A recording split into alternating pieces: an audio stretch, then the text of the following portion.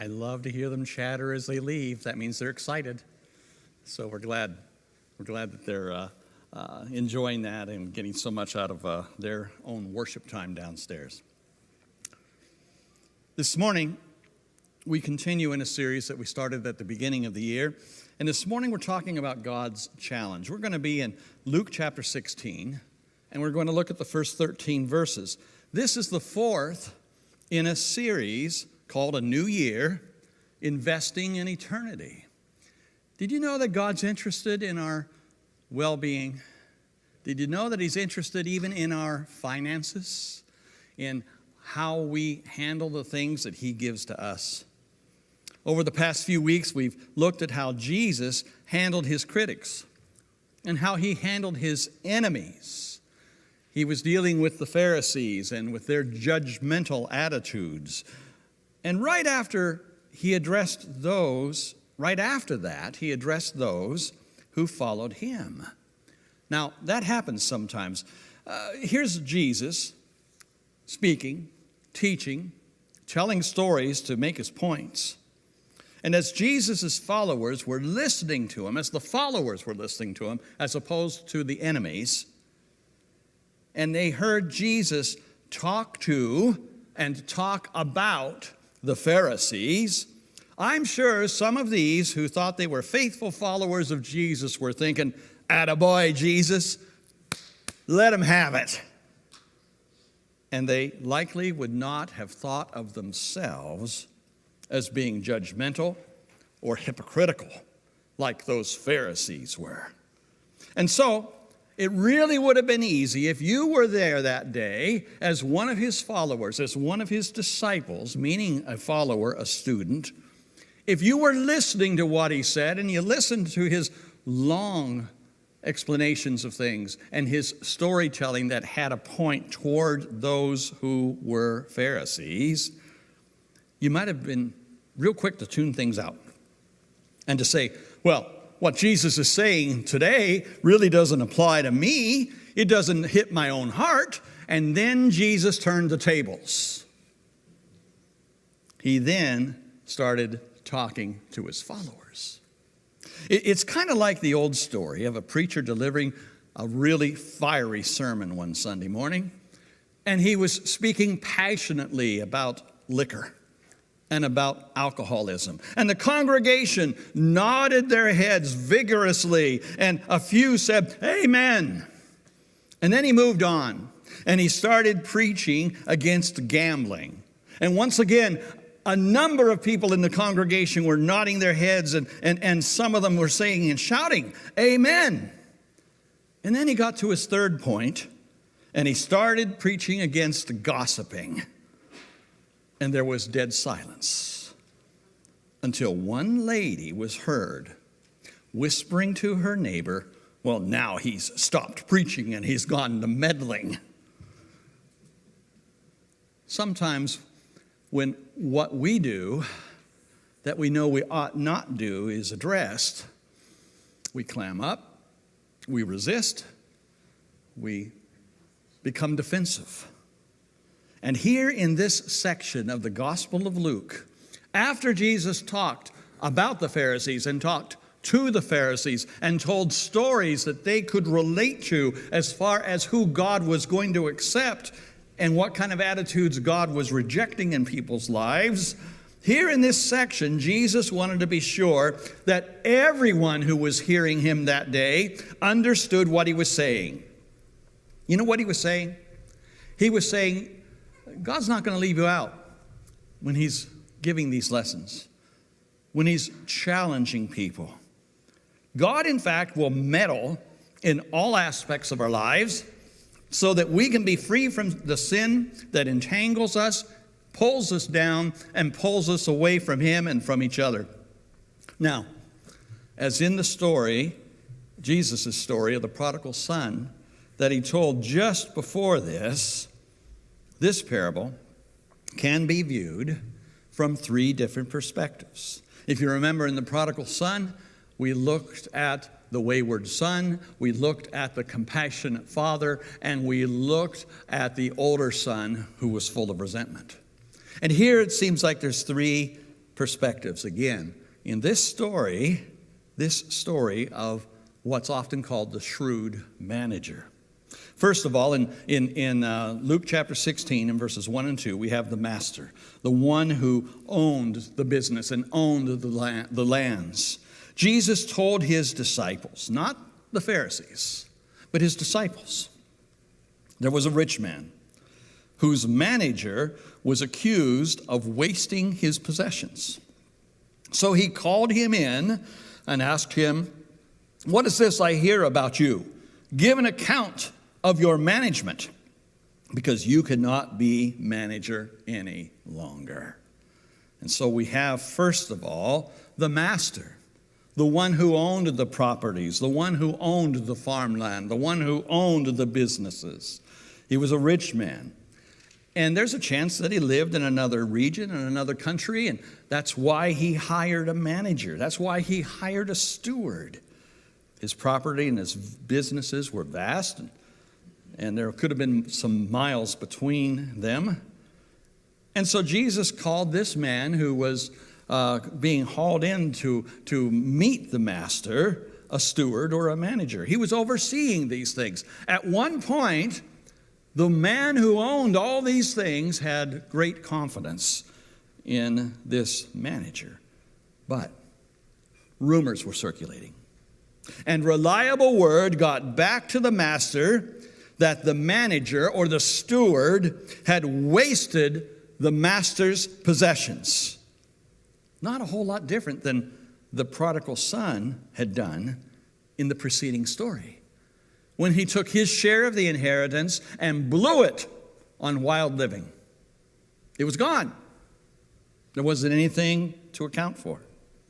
And so when the owner of all these lands and properties and businesses got wind that his manager was misusing his possessions, he immediately told the manager, "You're fired. What I hear is true, and you have misused your position. You're fired." But to be sure that this dishonest man understood why the master was taking such a drastic action, the master demanded that the manager appear before him and give an accounting.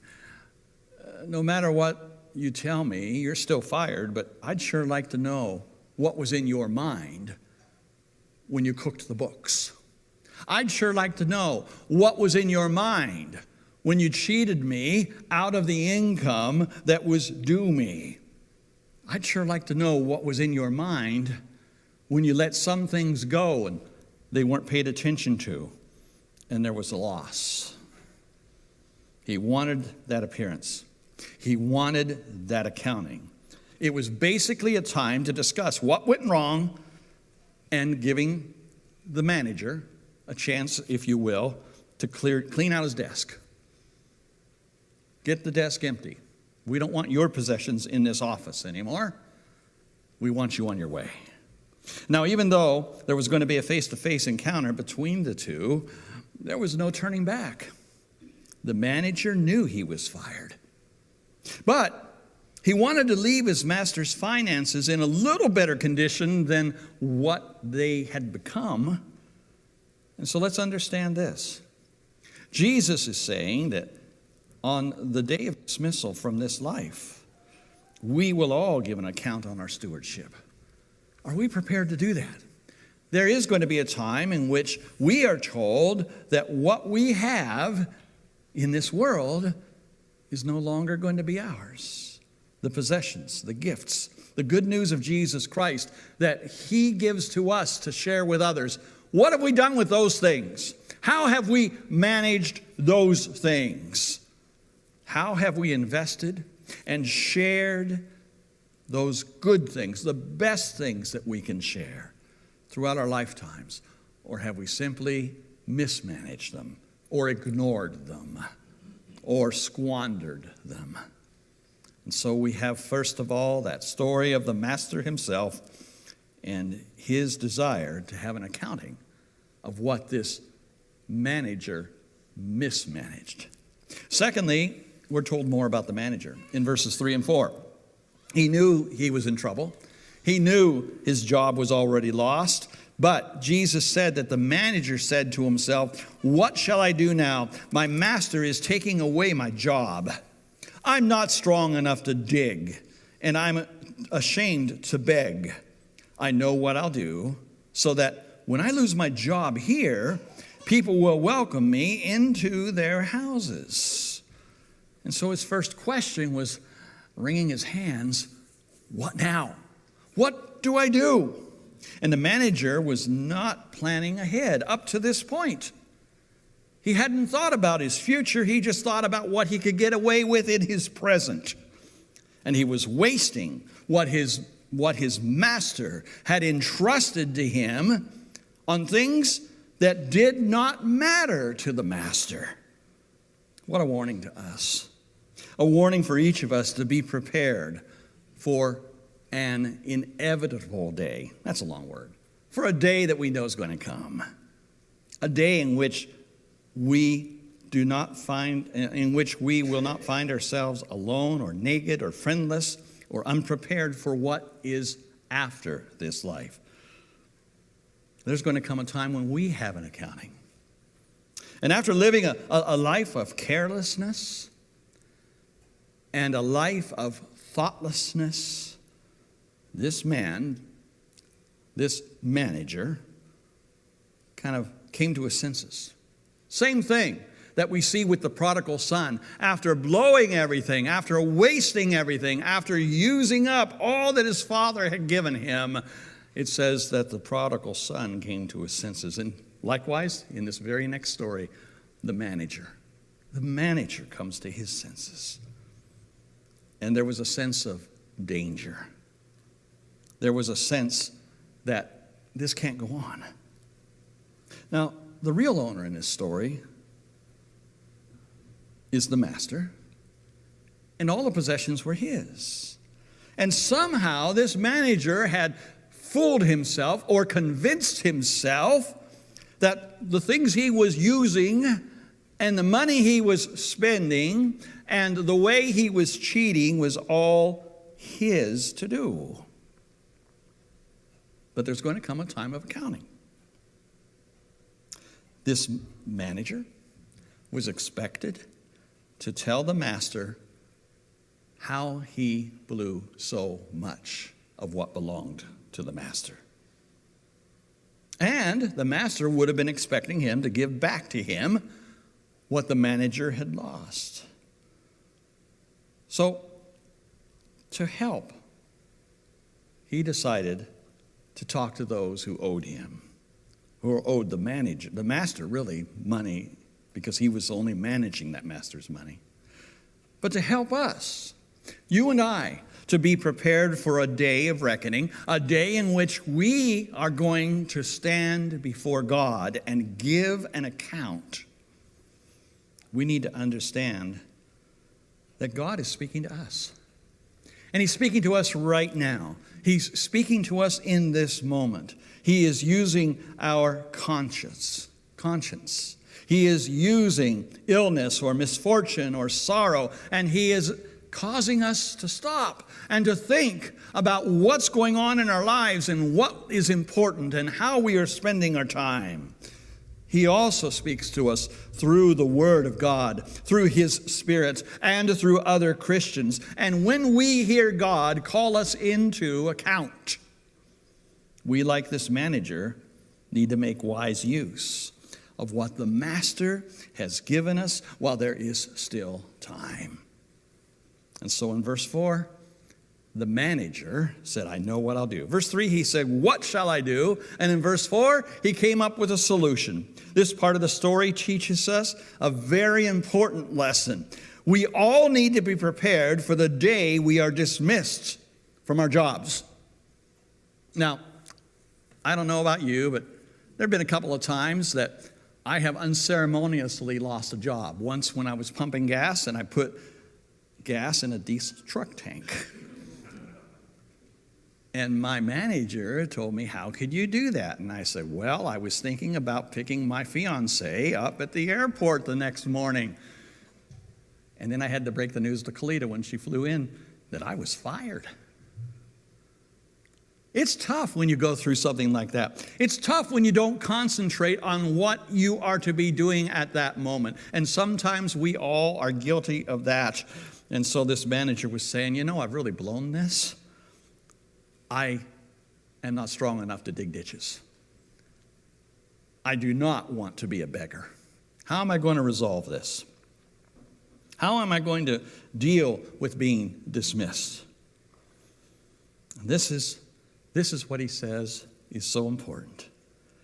We need to realize that kindness, that love, that generosity, and that compassion are going to trump selfishness, greed, cynicism, get that word out, cynicism, and any political agendas that people might have. We need to understand that how we treat the poor, how we deal with the weak, how we aid the helpless, absolutely matters to God. Because everything we have and everything we are and all the things we think belong to us, we're only stewards of. We are managers. It all belongs to God. And there is going to come a time when He calls us into account. And with that in mind, we need to commit to the fact that above all things, above everything else that occupies our time and our plans and our money and our leisure, above all things, we need to share the good news of Jesus Christ with others. That's what we need to do. And so this is what happened. Let me get a little drink here, and I'll continue. This is what happened as Jesus told the story. We find this in verses 6 through 9. Jesus went on, and I'm not verses 6 through 9. I made a mistake there. Verses 5 through 9. So he called in each of his master's debtors. He asked the first, "How much do you owe my master?" 800 gallons of olive oil, he replied. And the manager told him, "Take your bill, sit down quickly, and make it 400. Then he asked the second, "And how much do you owe?" 1,000 bushels of wheat, he replied. He told him, "Take your bill and make it 800. The master commended the dishonest manager because he had acted shrewdly. For the people of this world are more shrewd in dealing with their own kind than are the people of light. I tell you, use worldly wealth to gain friends for yourselves, so that when it is gone, you will be welcomed into eternal dwellings." Now, this is probably one of the more confusing stories of Jesus. Why is he commending someone who was a cheat? Why is he saying that someone who, by his own authority, without his master's approval, cut deals and reduced debt? And some people say this doesn't make a lot of sense, but we need to pay attention to these debtors. Verses 5, 6, and 7 simply paint in the details of this parable. This disgraced manager had one single plan. And his plan was to get as much as he could get, to cheat as many people as he could cheat, to get ahead as often as he can, and to realize his master wouldn't know the difference. But he fell out of grace with that master. And he decided, there's one thing I can do. I can be in good graces with the people who still owe him money. And maybe I can make a difference in that relationship I have with them. So it doesn't appear that there's a real significance in the different amounts the manager reduced each person's debt. The fact is, in doing so, this shrewd manager gained friends, and the master got some return. Not all the return, but he got some return on those investments. And in verse 8, which we've just read, Jesus said that this shrewd manager handled his earthly future in a better way than what followers of God are handling their eternal futures. And I think that's the key. I think that's what Jesus was saying to his disciples. Remember, in chapters 14 and 15, Jesus spoke to enemies. And then he turns to the disciples who were saying, "Get him, Jesus." And he said, "I'm going to get you too. Pay attention. Don't think you're living for this life. Prepare for the next." That's what Jesus was saying. People who just live for this world, people whose ends and aims are bordered by the day they are born and by the day they die, living only for this life, they're doing a better job in planning for that and in preparing for that than many Christians are doing for preparing for eternity. You see what he's getting at?